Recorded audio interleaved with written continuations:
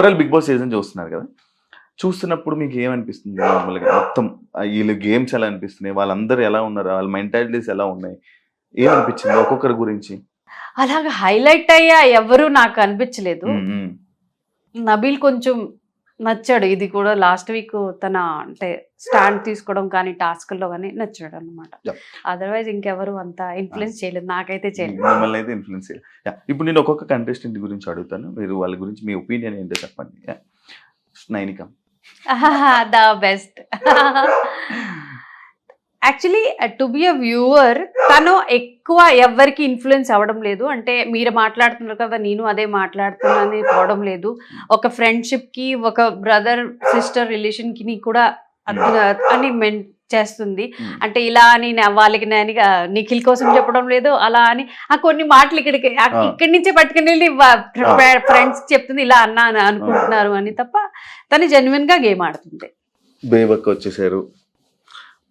బేబక్క RJ మన ఈయన భాషా గారు, శేఖర్ భాషా గారు అండ్ అభయ్, వీళ్ళ గురించి ఏమనుకుంటున్నారు మీరు బయటికి రావడం కానీ వాళ్ళ గురించి ఏంటి?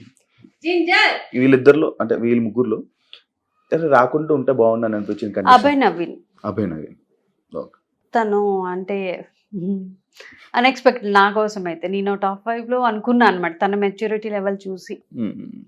నబీల్ షేర్ యాక్చువల్లీ ప్రూవ్ చేసుకున్నాడు అబ్బాయి. విష్ణుప్రియ ఎంటర్టైనర్, తను ఎంటర్టైన్ చేస్తుంది. ప్రేరణ తనకి ప్రీవియస్లీ బిగ్ బాస్ నేను విన్నా అనమాట, ఒక సీజన్ చూసి వచ్చారు, ఎక్స్పీరియన్స్ గా ఆడుతుంది అనమాట. నాకు తెలీదు.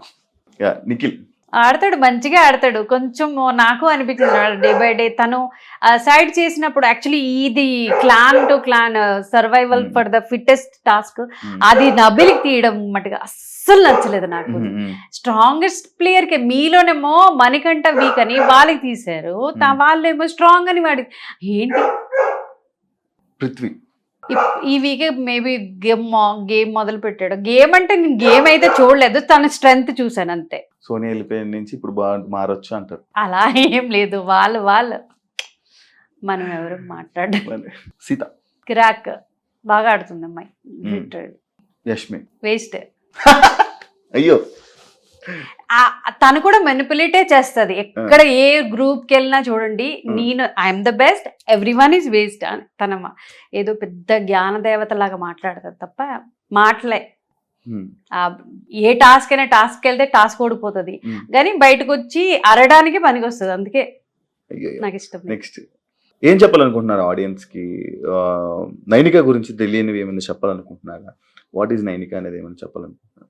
14 మెంబర్స్ వెళ్ళారు హౌస్ లోపలికి. 14లో ఎవ్వరూ తెలియదు తనకి అన్నమాట. అందరికి ఒకళ్ళిద్దరు నోన్ ఫేసెస్ ఫ్రెండ్స్ కూడా ఉన్నావు కానీ తనకి ఎవ్వరూ తెలీదు.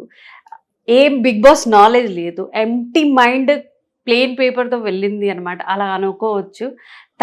తనకి ఏదో తోచింది ఎంత అర్థమవుతుందో తను అలానే ఆడుతుంది, జెన్యున్గా ఆడుతుంది అనిపిస్తుంది అనమాట నాకైతే.